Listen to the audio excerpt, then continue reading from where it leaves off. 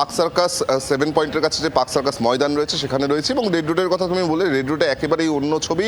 প্রত্যেকবার যেরকম দেখা যায় যে রেড রোড আটকানো থাকে এবং যত অনেক আগে থেকেই ব্যারিকেড দেওয়া থাকে চারদিক থেকে, আজকের কিন্তু যান চলাচল একেবারে স্বাভাবিক, একেবারে অন্য ছবি দেখলো কলকাতা শহর। এবং তার সঙ্গে সঙ্গে পার্ক সার্কাস ময়দানের ছবিটা তোমাকে এই মুহূর্তে দেখাবো। তুমি দেখতে পাচ্ছ যে এখানেও যে পার্ক সার্কাস ময়দান, সেখানেও কিন্তু নামাজ পড়া হয়, এবং যারা নামাজ আদা করতে এসেছিলেন তাদের সঙ্গে আমাদের কথা হচ্ছে, তারাও কিন্তু খুশি এই গোটা বিষয়টিতে। রাস্তা আটকে নামাজ পড়া বিষয় নিয়ে যে নিষেধাজ্ঞা, সেখানে কিন্তু তাদের কোনো সমস্যা নেই, তারা নিজেদের মতো নামাজ পড়েছেন। এবং জানার চেষ্টা করবে মূলত আজকে দেখা গেল যে শহর কলকাতায় কোনো রাস্তা বন্ধ হলো না, কিন্তু নামাজ আদা হলো।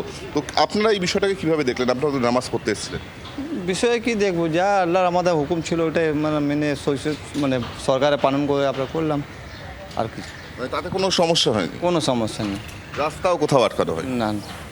একেবারে তুমি শুনলে যেটা, এখানেও সেটা এই একই কথা কিছুক্ষণ আগে অয়ন যেটা বলছিল, যে সুষ্ঠুভাবে একেবারে শান্তিপূর্ণভাবে সুশৃঙ্খলভাবে যে নামাজ আদার প্রক্রিয়া তা কিন্তু সম্পন্ন হয়েছে। এবং সাধারণ যারা নামাজ পড়তে এসেছিলেন তাদের সঙ্গে আমরা কথা বললাম, তারাও কিন্তু এই গোটা বিষয়টি খুশি, কারণ যেভাবে সিস্টেমেটিকভাবে হয়েছে সেখানে কিন্তু তাদের কোনো সমস্যা নেই। অর্থাৎ সিস্টেমেটিক ওয়েতেই এই নামাজ পড়ার যে প্রক্রিয়াটা সেটা সম্পন্ন হলো শান্তিপূর্ণভাবে। বাংলার আওয়াজ, বাঙালির আবেগ, জি 24 ঘন্টা।